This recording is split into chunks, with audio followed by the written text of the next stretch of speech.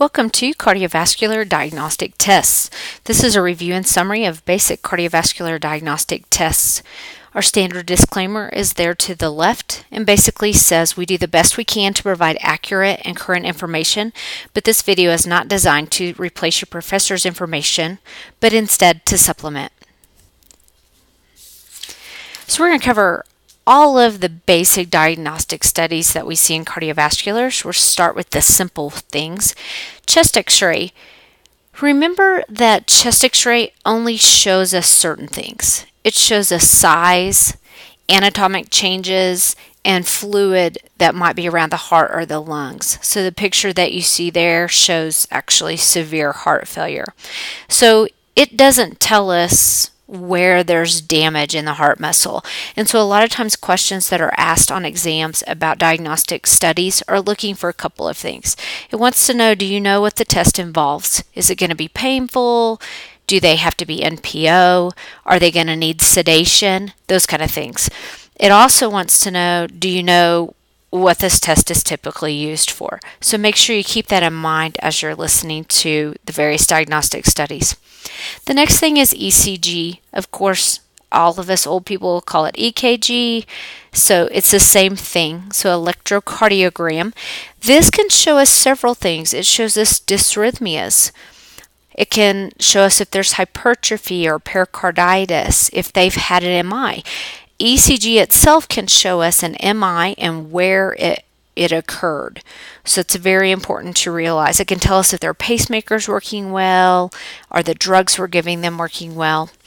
Typically, if we suspect an MI, then an ECG is done serially, meaning in succession. So usually every 2 hours, maybe every 4, maybe every 6 hours.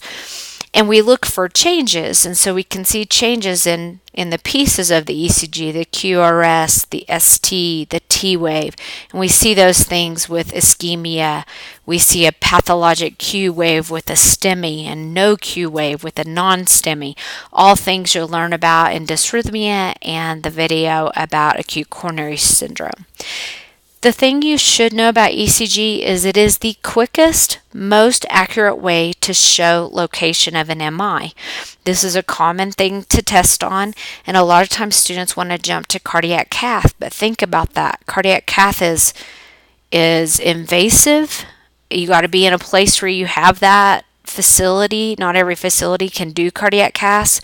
So ECG is much faster and safer, quickest, most accurate way to show location of an MI. Now, a Holter monitor and event monitors are a type of ECG monitoring.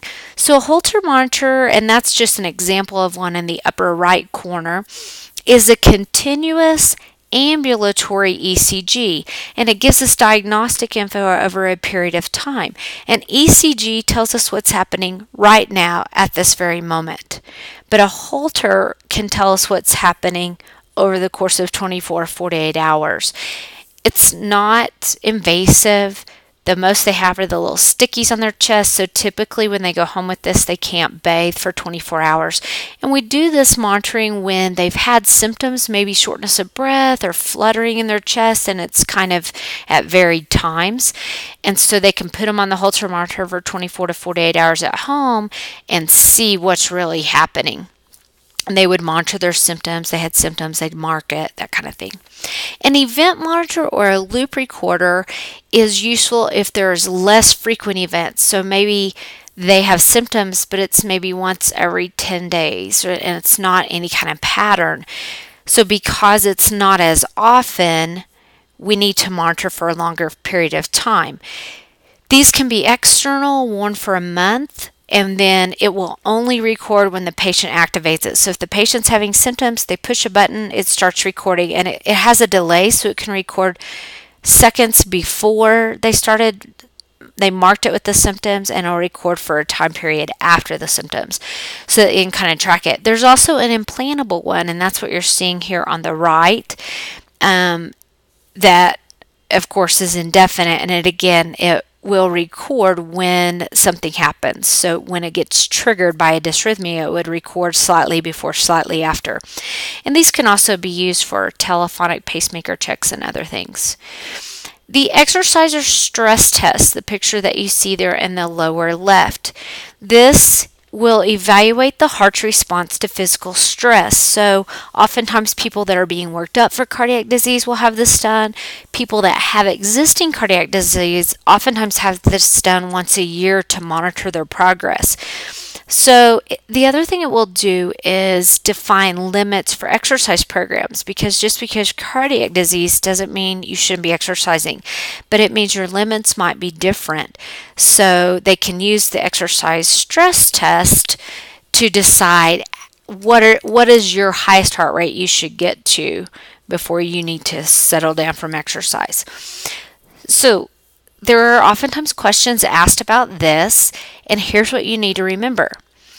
Anybody, whether they have a good heart or a bad heart, is going to have some sort of symptoms when we put them on a treadmill, right? What happens to you when you get on a treadmill? Your blood pressure goes up, your heart rate goes up, you get a little tired.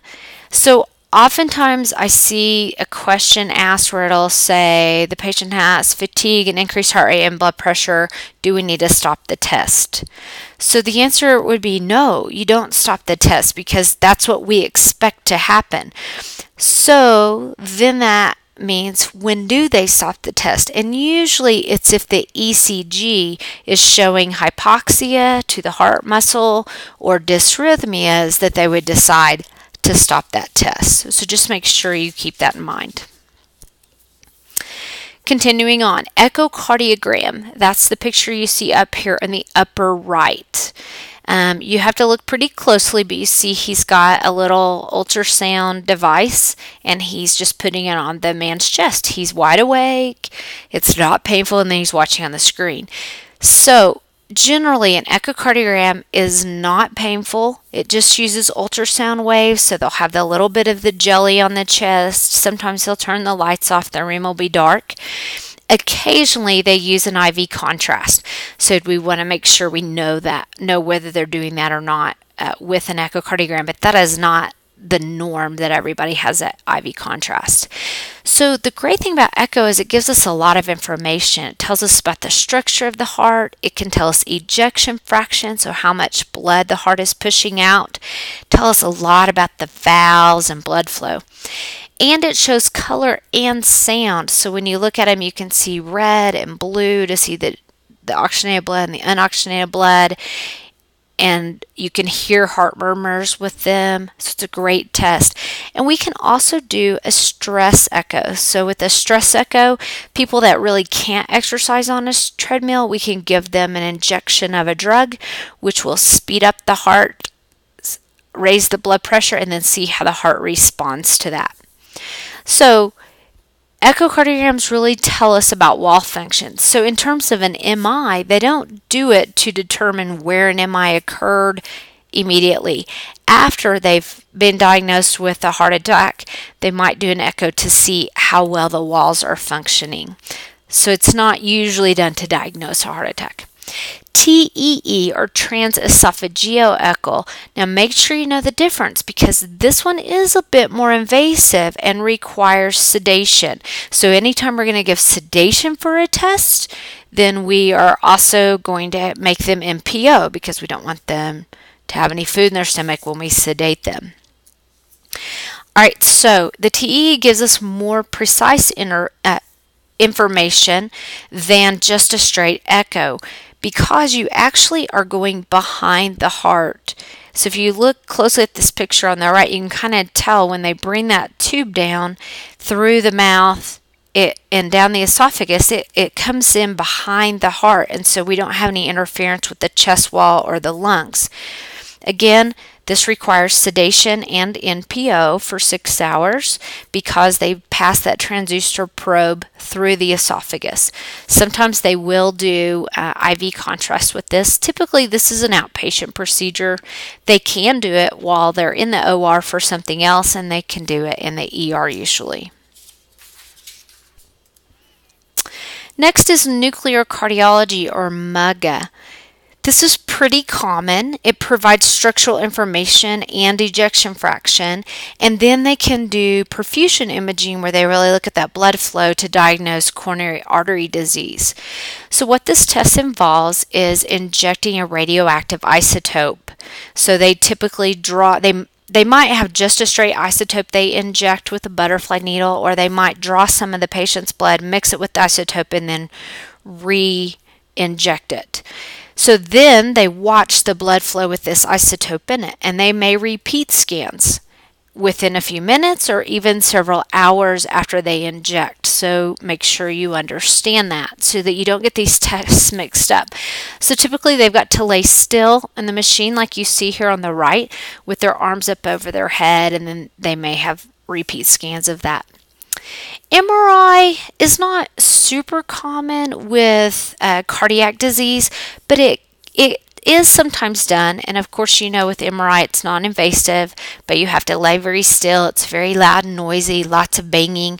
You absolutely cannot have MRI if they have a pacemaker or an implantable cardiodefibrillator, ICD. They cannot have an MRI at all. That's important to remember with cardiac. It can also, MRIs let us see really small things, like a small MI that maybe they couldn't diagnose another way. It also can help predict how well they're going to recover after the MI, but they do not use it to diagnose CAD.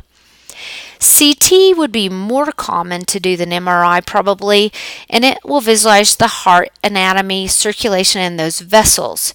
It may or may not involve IV contrast, so it can and it cannot. There are some things that we can do instead of CT, and CT is actually can oftentimes now be performed instead of a cardiac cath, and so you don't have the risk with cardiac cath. It's non-invasive, but if you find a problem with the CT and you need to fix it, you can't just jump in. So with a cardiac cath, if we find that they need a stent while they're in there looking, they can go ahead and put a stent or do an angioplasty, and you obviously can't do that with CT. So if they find a problem, then the patient has to go on to cardiac cath. So sometimes if they're not sure if there's an issue, they might choose to do a CT first instead of a cardiac cath. Another thing that we know about CT with cardiac is the calcium score screening heart scan. And we're seeing a lot of these on mobile sites now. And what this does is it detects early calcifications, so it's a predictor of whether you might have a cardiac event. Again, remember, no sedation, no NPO, typically not an IV, although they might do contrast. Very quick, low risk, get results fast. Now, cardiac cath. Cardiac cath is very important for you to understand. I always ask my students questions about cardiac cath because we see them done so often.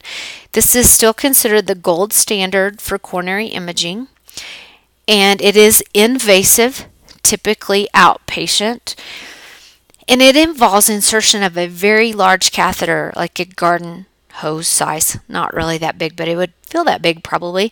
A large catheter into the right or the left side of the heart. So they can sometimes use an arm vein, but they typically use the femoral vein. And so on the right side, they would go up to the vena cava, to the right atrium, to the right ventricle, and then up into the pulmonary artery. So they would also be able to look at the left side of the heart. For the left side of the heart, they use the femoral or the brachial artery. Again, we're not seeing the arms used as much, but we may start to. I saw a new study on that. And they go in the aorta and look into the left ventricle if they're looking at the left side of the heart. So it tells us lots of things. It shows structure, it shows pressures, cardiac output, ejection fraction. If they use dye and do an angiography, then they can look at the coronary arteries themselves. It just gives lots and lots of information. Remember, anytime you see the term angiography, that they're injecting dye, iodine, so you must ask if they're allergic to iodine, into the arteries. And when they do that, it makes the patient feel real flushed, hot, and feels real warm, and then that lets them look for, are there blockages? With the angiography, they can also do an ultrasound there and look deeper into the heart.